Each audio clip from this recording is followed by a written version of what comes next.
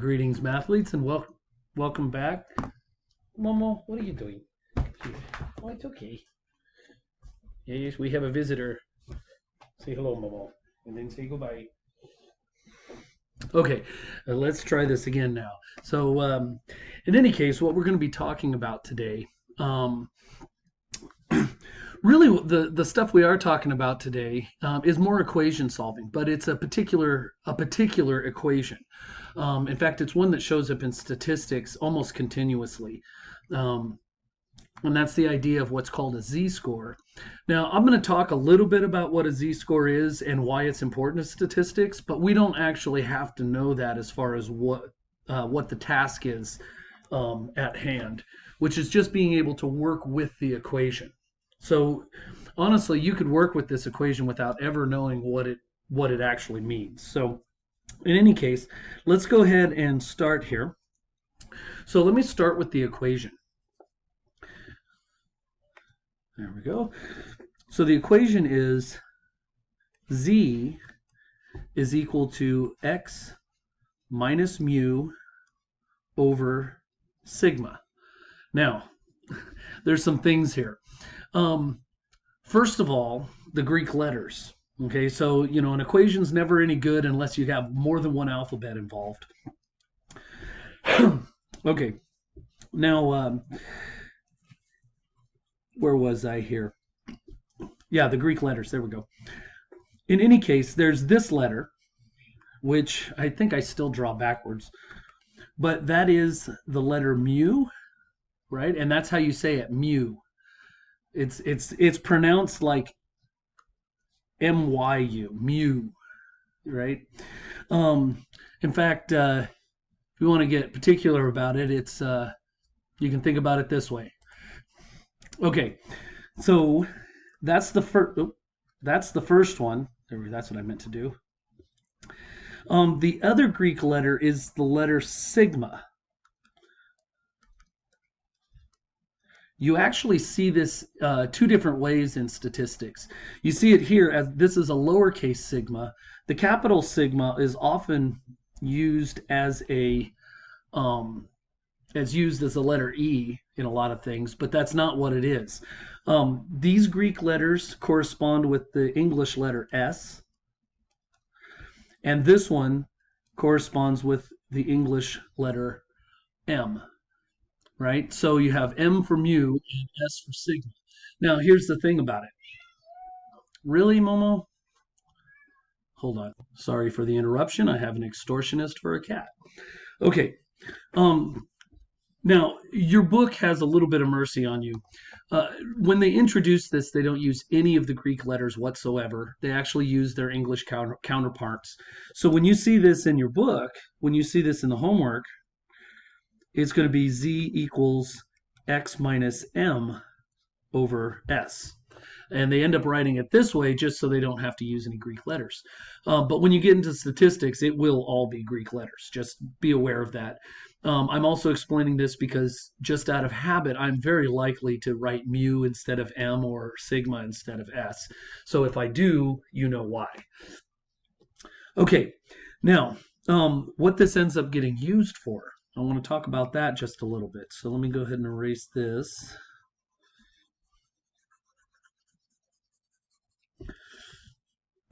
Okay, so the way it gets used is actually to find probabilities. Now, again, we're not going to be doing these computations, but I want you to at least have a little sense of what's going on here. Most people have heard of the bell curve at some point, right? It's also called the Gaussian distribution. It's also called the normal curve. It turns out that what this ends up describing are a lot of probabilities of things. And the reason it's a z-score is because in this particular graph, there would be an axis this way, that would be your y-axis, but this axis is your z-axis, right? So that's part of the reason for that. So what you would do is you find a z-score, and it turns out this midline here is your mu.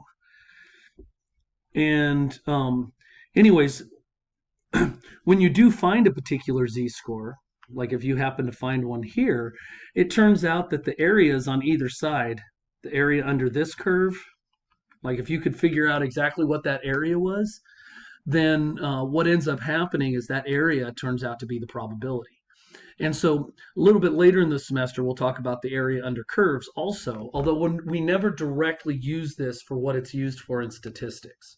So that being said, this is where all of this plays in. And then the standard deviation is kind of a, I'm trying to think how can I explain the standard deviation nicely? Mu is typically your average. Like say you have a test average or something. The class average is 72.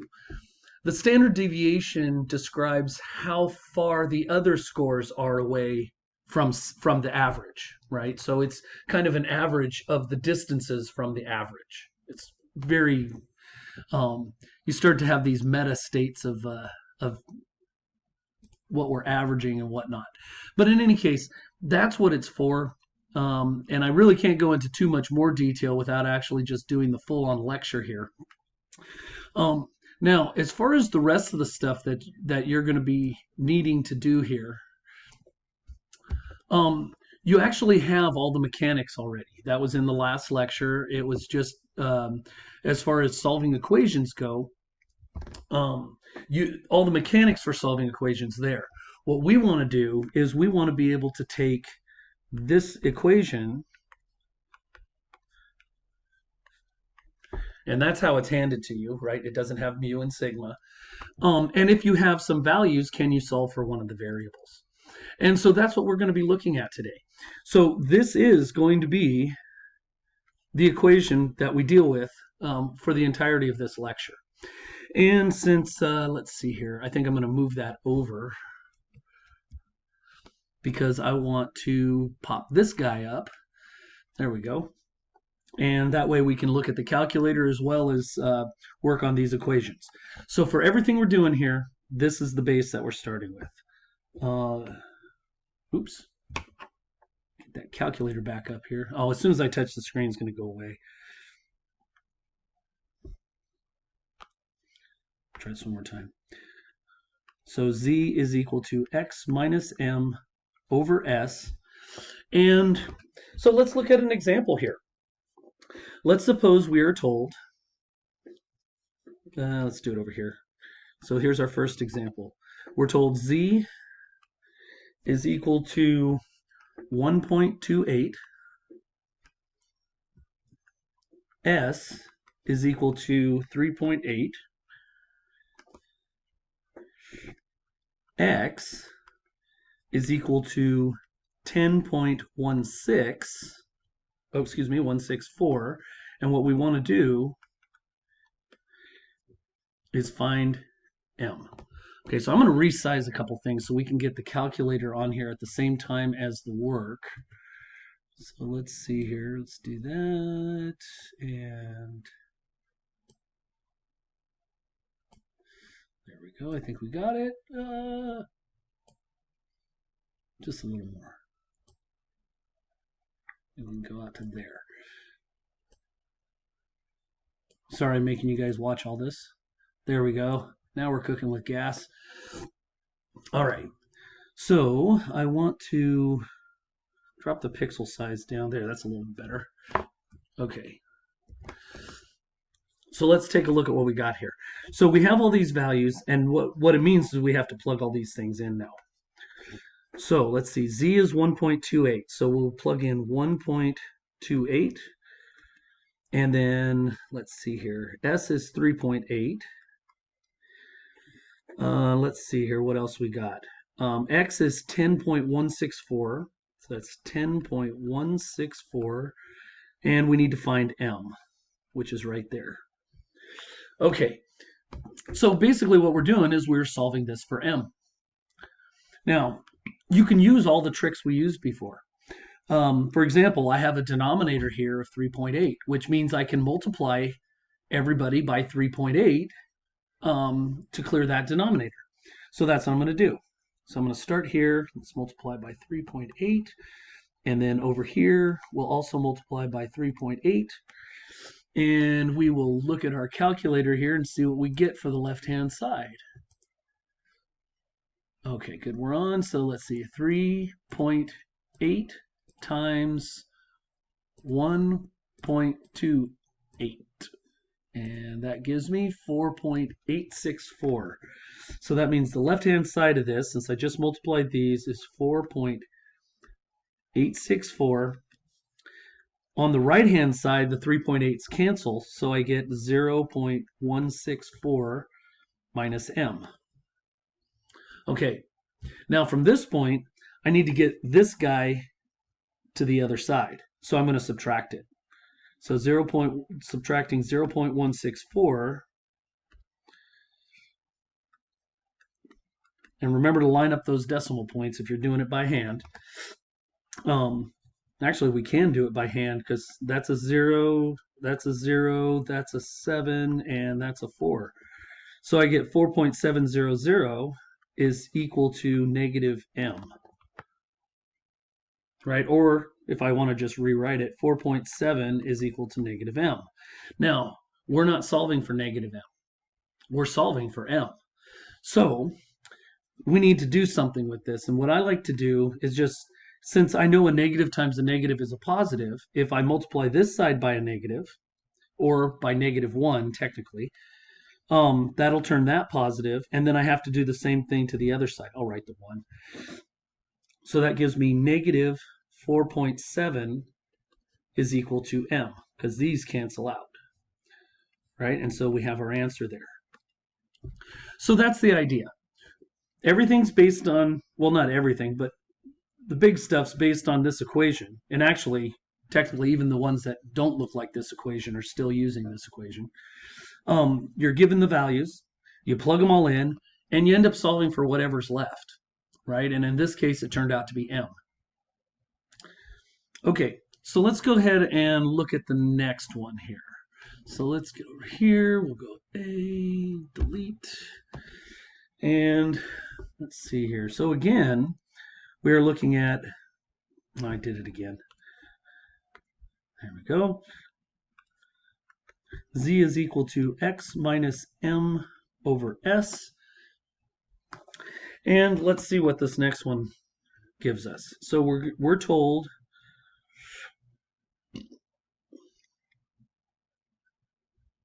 wait a minute.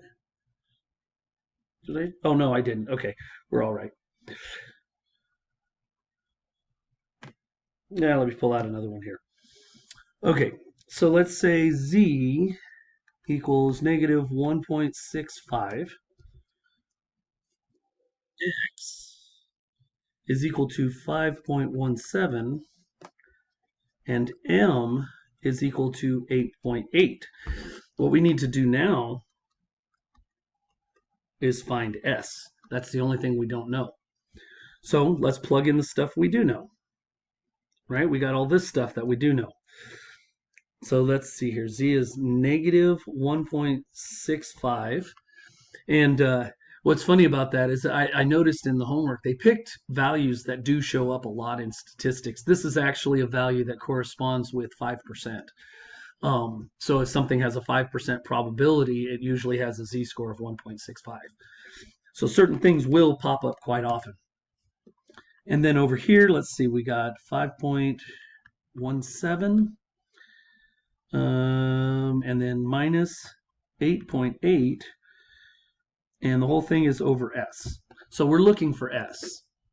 Now, there's a few different ways you can do this, but I think probably the easiest thing to start with is to simplify this numerator.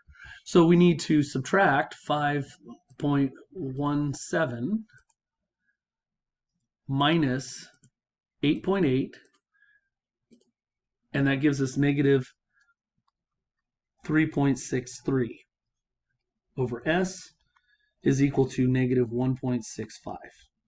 Okay, so we're looking at that now. Now, here's the thing. That s is in a denominator.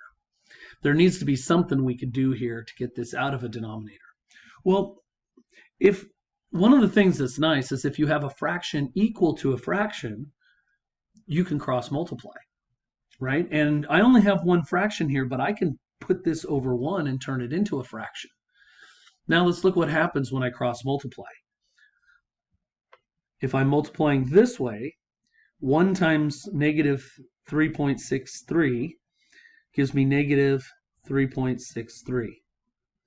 If I multiply the other way, I get negative 1.65 s. And you notice this looks like the original equations that we started with, right? I have a number equal to a number times a variable. And since this is attached through multiplication, we can divide it off.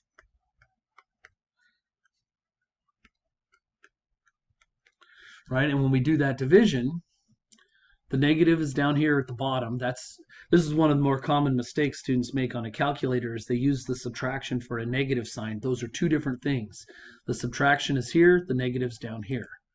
So if I want negative 3.63, I have to use that little negative button first. Divided by, and just for good measure, I'm going to put this in parentheses. Just to make sure there's no mistakes made with it, and then 1.65, and we get 2.2. Right? It's a negative divided by a negative, so it should come out positive. Now these guys have canceled, that's reduced, and so I get S is equal to 2.2. Right? So really what this particular section boils down to is just getting some practice plugging in some things, using a little bit of order of operations, and using some equation solving tools, right? That's basically what we're looking at here.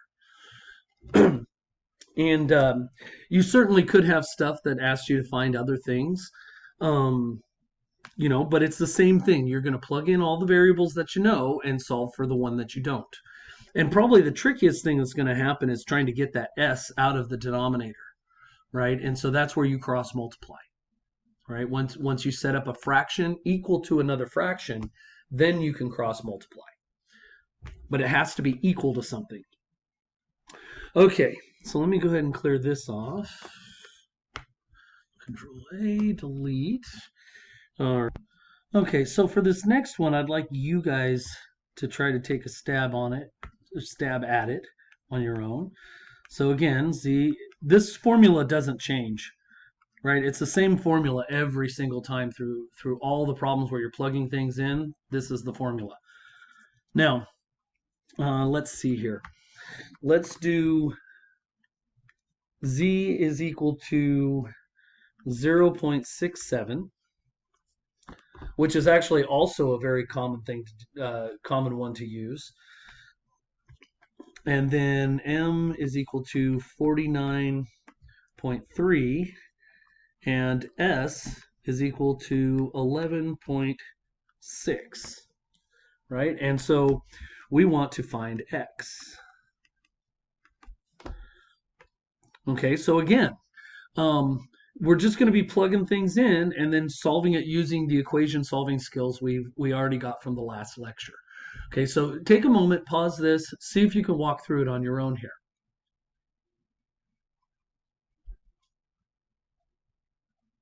Okay, so let's go ahead and walk through the solution. So let's plug in what we know. So we know, let's see, z is 0.67. Let's see here. X we don't know, so I'll just put X here. And then M is 49.3 over, and standard deviation is 11.6. Okay, so if we want to solve this for X, we need to peel all these numbers off of the X. 11.6 is attached with division, so what that means is we can multiply it on the other side. So if we multiply both sides by 11.6,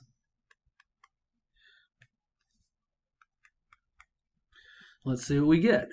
Got 11.6 times 0.67.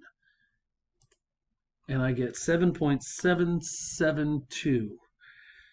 So that means this left-hand side is 7.772.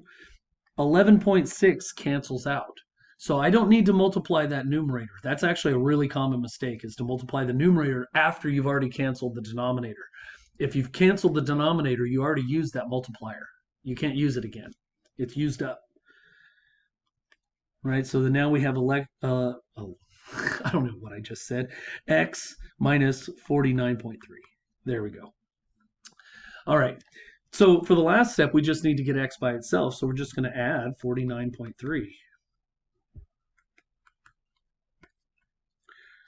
Right, so if we go ahead and add that, I'll do it by hand, why not? Yeah, whenever you're adding, you have to line up the decimal points, and then you can always fill in these zeros. So that gives me 2, 7, that comes out to 10, so I'll carry that. That makes that 17, 1. So it's 57.072.